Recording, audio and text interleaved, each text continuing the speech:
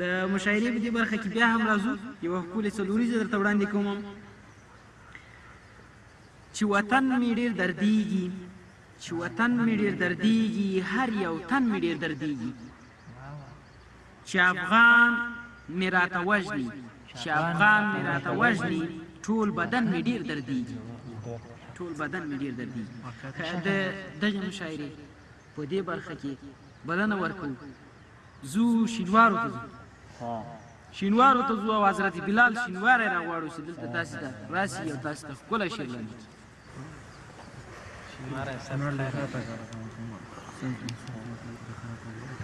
سلامونه او نیکې هیلې احترامات ټولو دوستانو ته ملګرو انډیوالانو ته الله دې وکړي چې روغ جوړ او د صحت په جامه سنبال اوسوي یو خبره زه مخکې کوم دا شینواری صاحب زمونږ بیا په ژبه ډېر دی پښتو ژبه ډېر مین دی یعنې ډېرو کسانو کې له ډېرو نه ډېر مین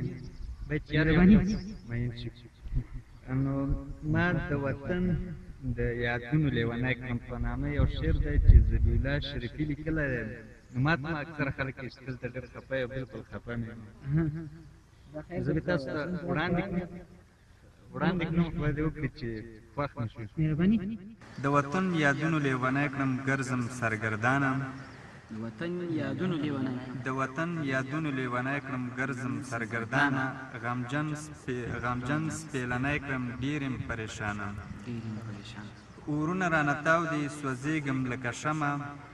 اورونه رانه تاو دي سوځېږم لکه شمه ولیکېږم اوس ناخبر یم له خپل ځانه مسافرۍ په زړه نری بې حوصلې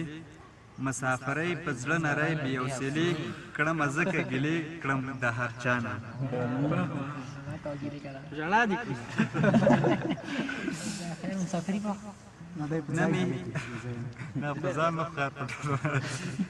نه مې هېرېږي د خپل کور کلی نه مې هېرېږي د خپل کور کلی هم یادېږي مرم له زوره د خفګانه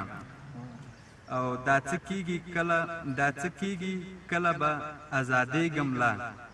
دا څه کېږي کله به ازادېږم لا د زندان نه نه پوهېږم رب سبحانه او جګړو غریبۍ راوشړل ذبیح الله شریف جګړو او غریبۍ راوشړل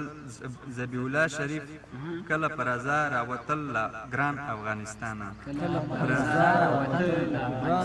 کله په رضا راوتل له ګران افغانستانه معلومیږي چې شینواری صاحب دلته په دې الماتا ښار کې ډېر تنګ شوی دی دې مسافرۍ څخه خیر د شپې کمې پاتې دي له خیره بېرته به خپلو شینوارو ته له خیره په خیر سره ورسېږي افغانستان خو یو خبره ده چې ګرمي ده هلته ډېره خیره ګرمي م قبوله نه ده مننه ډېره زیاته مننه کوو لکه ښاغلي شینواری صاحب څخه ډېر ښایسته شعر یې وړاندې کړه مسافرۍ پورې وطن پورې رښتیا هم دلته موږ مسافر یو ټول کار څومره نور وطنونه ښایسته سي دغسې ګل ګلزار سي خو بیا هم هماغه خړ پړ افغانستان خو موږ ډېر ګران ده او ډېر ورته لیواله یو چې لاړ شو خپل وطن ته خدای مو دې په خیر بوځي راځم بیا یو څلوریزه تاسو ته ډالۍ کوم درنه لاړم خدای په امان زخمي سخمي کابله دا ځل زه له هغې خوا راځم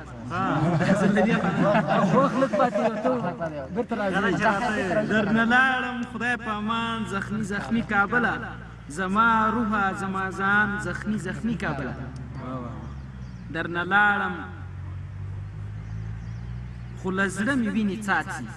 درنه لاړم خو له زړه مې وینې څاڅي تا نه جار تا نه قربان زخمي زخمي کابله د مشاعرې په دې برخه کې دا ځل موږ بیا د څنګ یاد چې بې ګیله ونه کړي ده ته بلنه ورکړو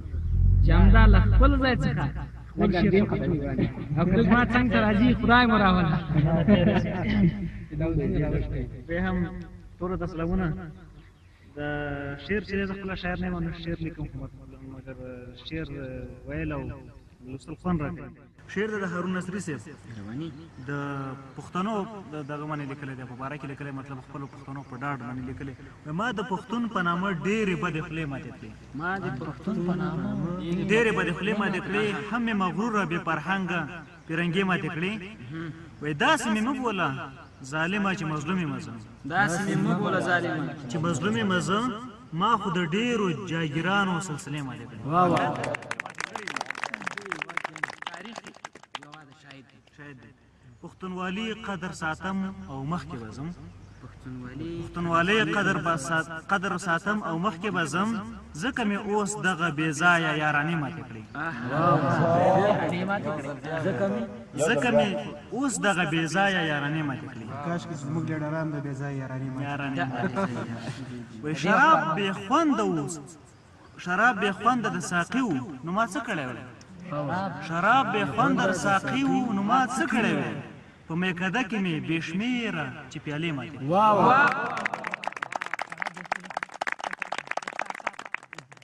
پښتون غلام د چا کېدی نشي واورئ خلکو پښتون غلام د چا کېدی نشي واورئ خلکو